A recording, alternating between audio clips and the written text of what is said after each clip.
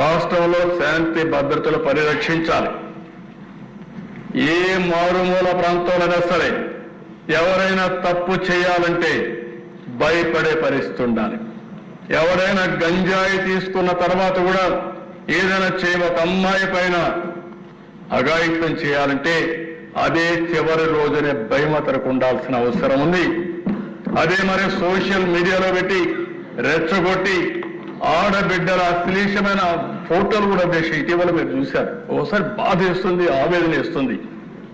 ఈ చట్టం మనల్ని కట్టేస్తుంది. ఓసారి మొన్న విశాఖపట్నంలో ఏం జరిగింది దేశ ఒక అమ్మాయి పైన ఎంత నీచంగా ఎంత ఘోరంగా ఆ అమ్మాయి ఫోటోలను తీసి నగ్న ఫోటోలు తీసి బ్లాక్మెయిల్ చేసి ఆ అమ్మాయిని జీవితాన్ని నాశనం చేస్తారా? మీరు మనుషుల మృగాలు మీకంటే బెటర్. ఆ విషయం మీరు గుర్తుపెట్టుకోవాలి. అందుకే చెప్తున్నాను దేశ నాకు కూడా అర్థం కావడం లేదు.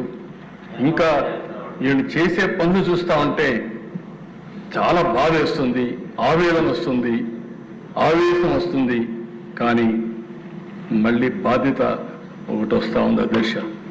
అందుకే నేను చెప్తున్నా, తల్లిదండ్రులు కూడా విజ్ఞప్తి చేస్తున్నా, మన పిల్లల్ని ఇప్పుడే మాధవరెడ్డి గారు చెప్పినట్టు ఒక మాట చెప్పారు.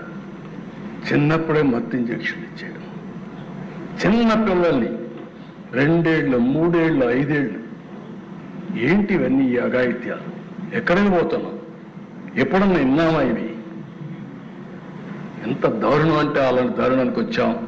అంటే ఒక విధంగా చెప్పాలంటే ఒక నీచమైన ఆలోచనలు కూడా వచ్చే పరిస్థితి వచ్చింది.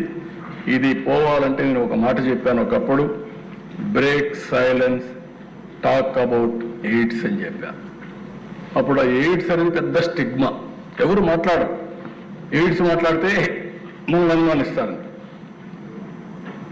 అలాంటి సందర్భంలో నేను బ్రేక్ చేసిన తర్వాత పెద్ద ఎత్తున చర్చనీయాంశం చేస్తే ఎయిడ్స్ని నివారించగలిగాం, ప్రజల్లో అవేర్నెస్ తేగలిగాం. దానివల్ల చాలా వరకు ఉపయోగపడింది. ఇప్పుడు కూడా ఇలాంటి నేరాలు జరిగినప్పుడు చర్చ చేయాలి.